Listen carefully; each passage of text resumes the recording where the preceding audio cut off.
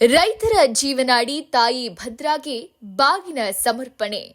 ಭದ್ರಾ ಜಲಾಶಯವು ಒಟ್ಟು 62 ವರ್ಷಗಳ ಇತಿಹಾಸದಲ್ಲಿ ಇದುವರೆಗೂ 36 ಬಾರಿ ಡ್ಯಾಂ ಭರ್ತಿಯಾಗಿದೆ. ಜುಲೈ ತಿಂಗಳಲ್ಲಿ 5 ಬಾರಿ, ಆಗಸ್ಟ್ನಲ್ಲಿ 14 ಬಾರಿ, ಸೆಪ್ಟೆಂಬರ್ನಲ್ಲಿ 11 ಬಾರಿ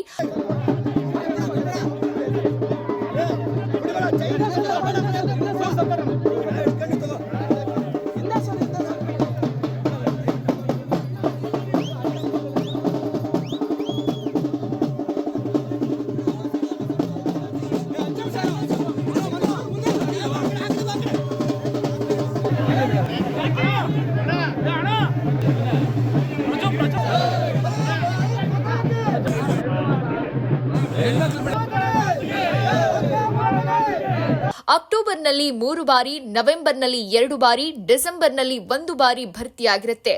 ಇದು ಭದ್ರಾ ಡ್ಯಾಮಿನ ಸುಂದರ ಇತಿಹಾಸ. ಭದ್ರಾ ಜಲಾಶಯದಲ್ಲಿ ದಿನಾಂಕ 1/8/2024 ಗುರುವಾರ 11ಕ್ಕೆ ಜಿಲ್ಲಾ ರೈತ ಒಕ್ಕೂಟದಿಂದ ಬಾಗಿನ ಅರ್ಪಿಸುವ ಕಾರ್ಯಕ್ರಮ ಅದ್ದೂರಿಯಾಗಿ ಹಮ್ಮಿಕೊಳ್ಳಲಾಗಿತ್ತು. ಈ ಸಂದರ್ಭದಲ್ಲಿ ಹಿರಿಯರು ಮಾಜಿ ಸಚಿವರಾದ ಶ್ರೀ ಎಚ್.ಎ. ರವೀಂದ್ರನಾಥ್ ಅವರು, ಹೊನ್ನಳ್ಳಿ ಮಾಜಿ ಶಾಸಕರಾದಂಥ ಎಂಪಿ ರೇಣುಕಾಚಾರ್ಯರು ನೋಡಿದೀವಿ. ಸಮಯ ಬಹಳಷ್ಟಾಗಿದೆ, ಇನ್ನು ಬಹಳಷ್ಟು ಜನ ಗಣ್ಯಮಾನರು ಮಾತಾಡ್ತವೆ. ಇವತ್ತು ನಾವು ಅತ್ಯಂತ ಸಂತೋಷದಿಂದ ತುಂಗೆನೇ ಇಲ್ಲಿ ಬರ್ತಾರೆ, ಹಾಗಾಗಿ ಬಾಗಿನವನ್ನು ಸಮರ್ಪಣೆ ಮಾಡಿದೀವಿ.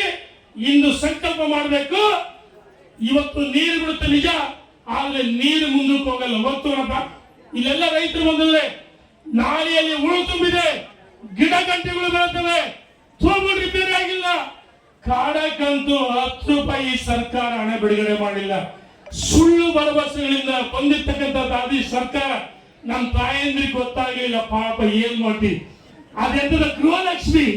ಅಯ್ಯೋ ತಾಯಿ, ಚುನಾವಣೆ ಸಂದರ್ಭದಲ್ಲಿ ಏಪ್ರಿಲ್ ತಿಂಗಳಲ್ಲಿ 2 ತಿಂಗಳು ಹಣ ಬಿಡುಗಡೆ ಮಾಡಿದ್ರು. ಪಾಪ ನೀವೆಲ್ಲ ಮಂತ್ರಿಗಳಿಗೆ ನಿನ್ನೇನು ತಪ್ಪಿಲ್ಲ.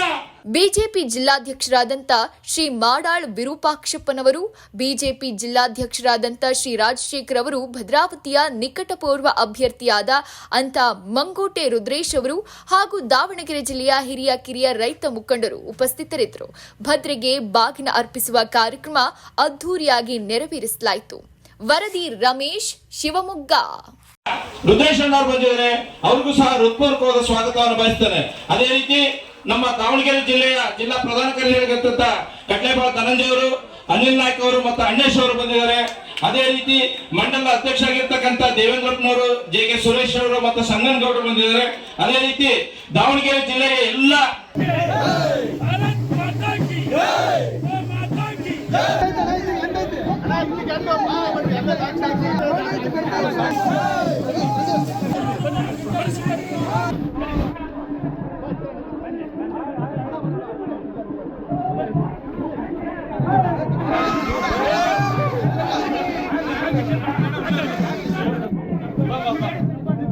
बोलो भारत माता की, भद्रा माता की, भद्रा माता की, भारत माता की, भारत माता की, जय श्री राम, जय श्री राम, जय श्री राम, जय श्री राम, भद्रा माता की.